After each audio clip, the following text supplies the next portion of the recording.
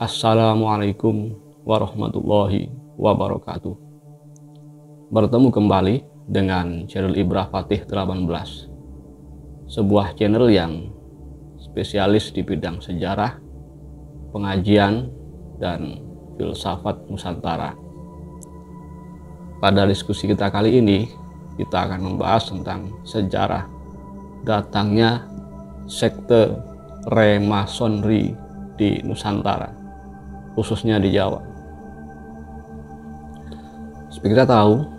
Seperti kita tahu, penjajah Belanda datang ke Indonesia, datang dengan membawa banyak masalah dan bahkan beberapa hal masih tersisa hingga saat ini. Salah satunya adalah datangnya sihir Mesir di bumi Nusantara, khususnya di Jawa. Freemasonry datang ke Jawa diyakini dibawa oleh salah seorang prajurit Napoleon Bonaparte, seorang keberkebangsaan Mesir dari ras Yahudi, pada tahun 1798 Masehi. Ada seorang prajurit Napoleon Bonaparte yang saat itu mengikuti pertempuran di Sungai Nil, dan entah bagaimana ia selamat dari pertempuran yang saat itu terjadi. Menurut pengakuannya, ia selamat karena dituntun oleh seorang kakek misterius, dan setelah ia selamat, kakek misterius tersebut menjadikannya seorang murid dan menyuruhnya menulis sebuah kitab yang pada akhirnya kitab tersebut berjudul Black Ballad.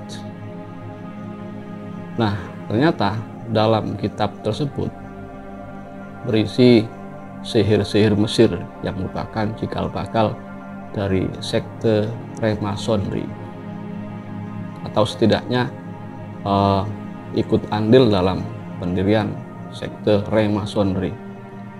Kenapa saya tidak berani menyebut secara benar? Karena bisa jadi kata tersebut akan difilter oleh YouTube. Saat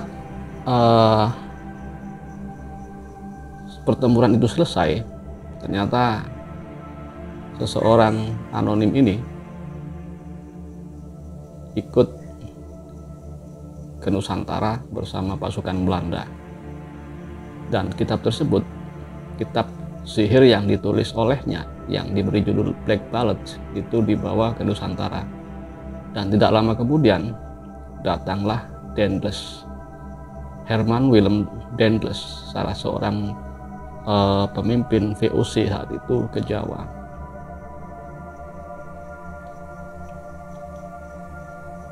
Dan di Jawa mereka berkenalan, dan ternyata Daendels ini merupakan salah seorang anggota dari sekte Freemasonry. Maka kloplah mereka dalam proyek pembangunan jalan Anyer Panarukan, yang menurut catatan sejarah secara umum dikatakan sebagai karya daripada Daendels.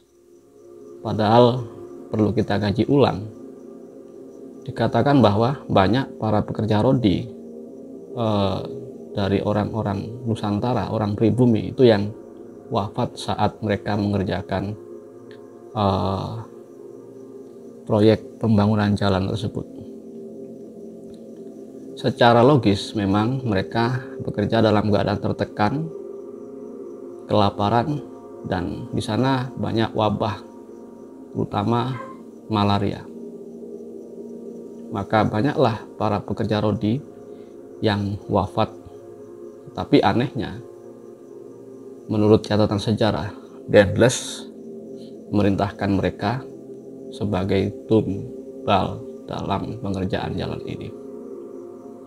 Selanjutnya, Daendels yang merupakan seorang gubernur jenderal yang saat itu terobsesi dengan pembangunan berbagai infrastruktur di Jawa, di Hindia Belanda.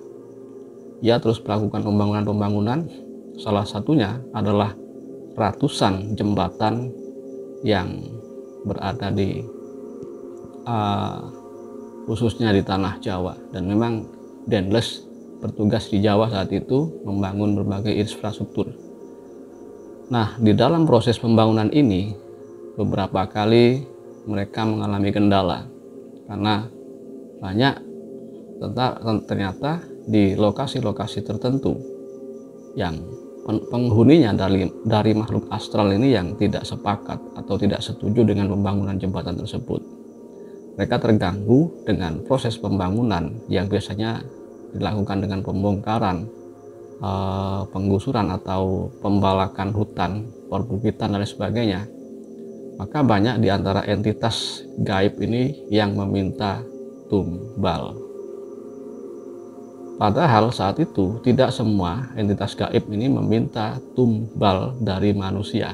Akan tapi karena Herman William Dendles ini seorang penganut Freemasonry, maka ia sekaligus menggunakan tumbal manusia. Salah satunya adalah jembatan kereta api di Sungai Serayu. Di sana bukan hanya satu orang yang ditumbalkan, tetapi ada satu grup tayub atau grup kesenian gending lengkap dengan penari dan sindennya yang dijadikan tumbal. Karena konon saat pendirian pembangunan jembatan Serayu tersebut, si entitas yang berada di sana tidak mau wilayahnya diganggu oleh pembangunan tersebut dan meminta tumbal sekelompok kesenian. Maka saat Dendles dan anak buahnya menggali pondasi daripada jembatan tersebut, diundanglah sekelompok kesenian gending dan mereka disuruh main di sana. Dan saat mereka main menari dan menyinden, dari atas mereka dituangi dengan cor semen, bebatuan dan berbagai material bangunan. Maka wafatlah mereka di sana sebagai tumbal. Dan konon menurut masyarakat hingga saat ini di jembatan Serayu sering terdengar suara gamelan. Bukan hanya di jembatan Serayu, hampir di semua jembatan yang angker, Dendles juga memperlakukan penumbalan seperti itu.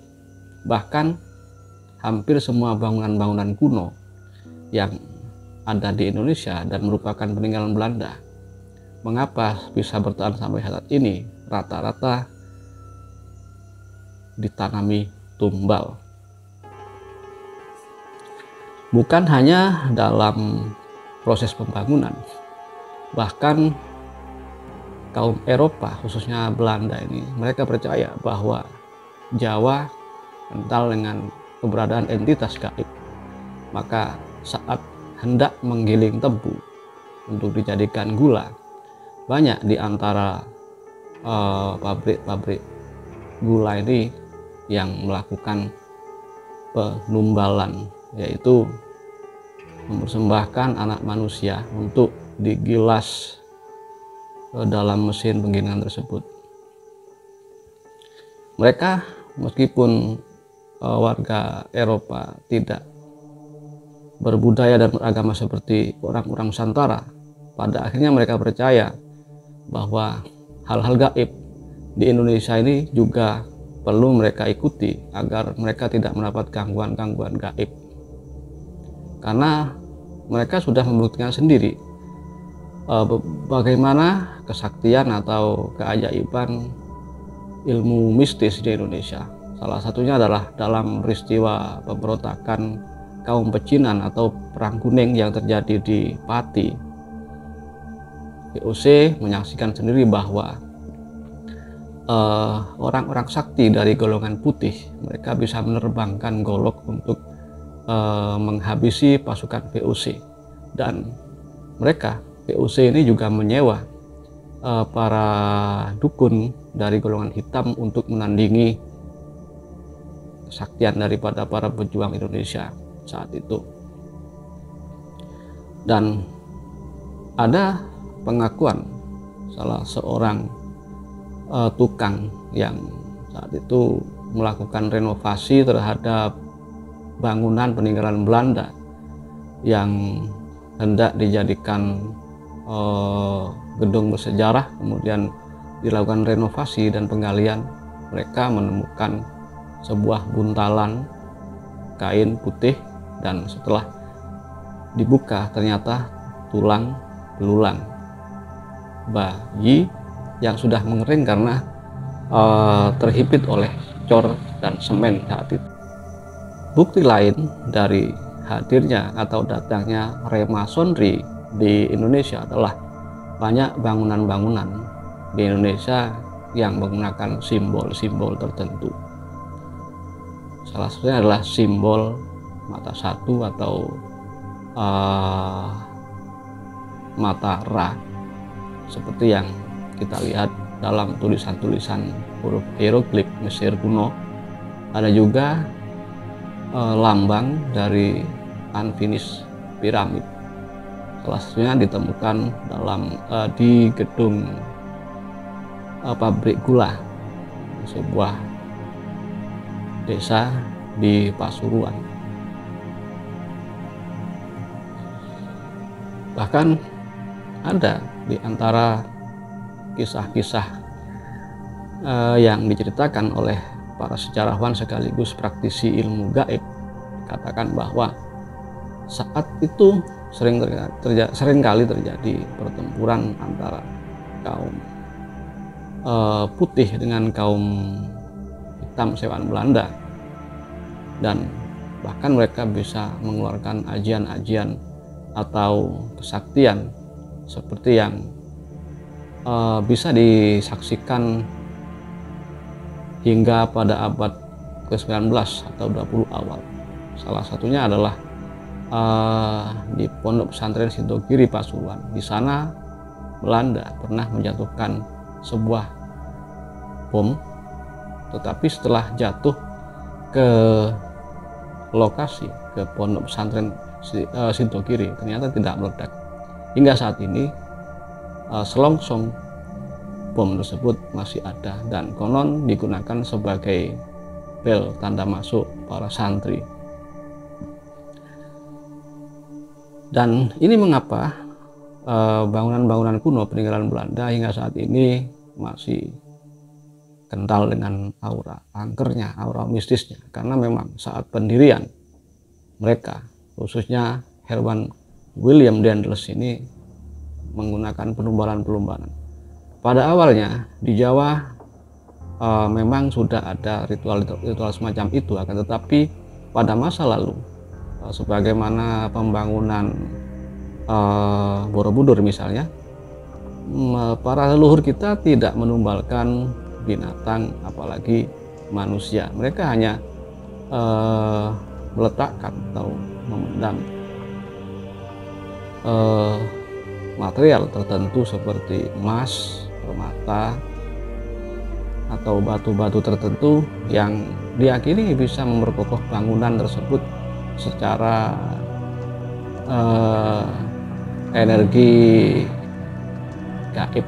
Tetapi setelah kedatangan Daendels ini, praktek-praktek penumbalan khususnya manusia marak, dan itu masih tersisa hingga beberapa puluh tahun kemudian. Mungkin para pemirsa pernah mendengar bahwa pada tahun 70-an, 80-an marak isu penculikan bocah-bocah yang konon ditumbalkan untuk pembangunan pabrik, jembatan, atau bahkan sekedar proses pembukaan penggilingan tebu di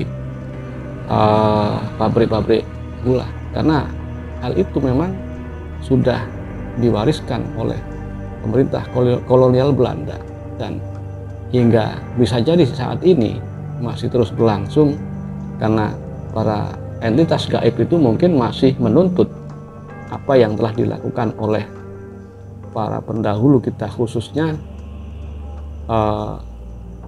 kaum kolonial Belanda. Demikian diskusi kita kali ini. Ingat bahwa yang kita diskusikan ini mungkin saja ada beberapa yang harus ditambahi, dikritisi, atau akan disanggah. Saya persilahkan untuk berkomentar, bertanya, atau menyanggah, atau memberikan info tambahan. Sampai bertemu kembali dalam diskusi kita selanjutnya. Assalamualaikum warahmatullahi wabarakatuh.